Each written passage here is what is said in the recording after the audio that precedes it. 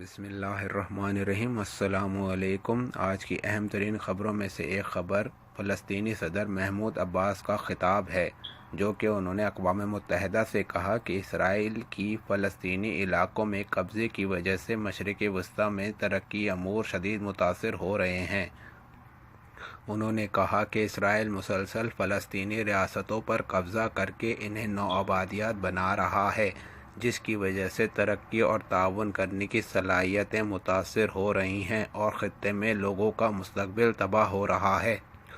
فلسطینی لیڈر نے کہا کہ اسرائیلی قبضے کے خاتمے کے لیے پرامن حل کا خواہاں ہوں اور فلسطین کا دارالحکومت مشرق بیت المقدس تسلیم کیا جائے۔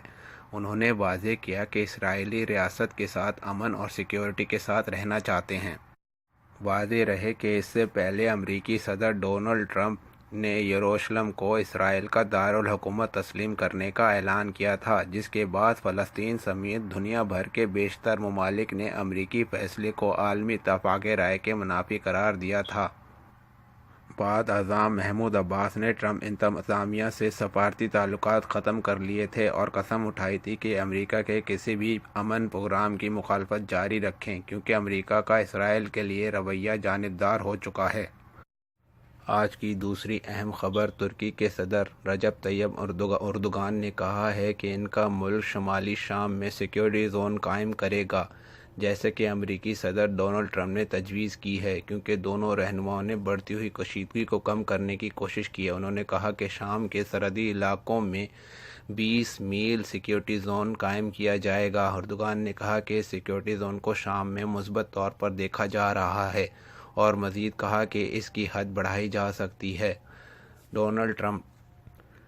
ایک اور خبر یہ ہے کہ ایک امریکی جرنلسٹ جو کہ ایران کے لیے صحافت کا کام کر رہی تھی، امریکن حکام نے گرفتار کر لیا، جبکہ کہ وہ آئی سینٹ لیوس لمبارڈ انٹرنیشنل ایئرپورٹ پہ اتوار والے دن، اور انہیں FBI کی تحویل میں لے لیا گیا ہے۔ اس سے ایران اور امریکہ کے تعلقات میں مزید کشیدگی پیدا ہونے کا عنصر بڑھ گیا ہے۔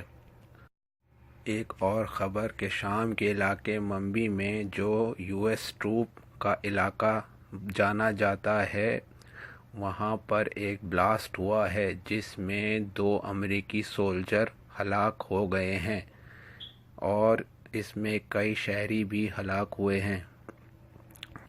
یہ دھماکے ایسے حالات میں ہو رہے ہیں جبکہ امریکی صدر شام میں اپنی فوجوں کو نکالنے کا عندیہ دے چکے ہیں۔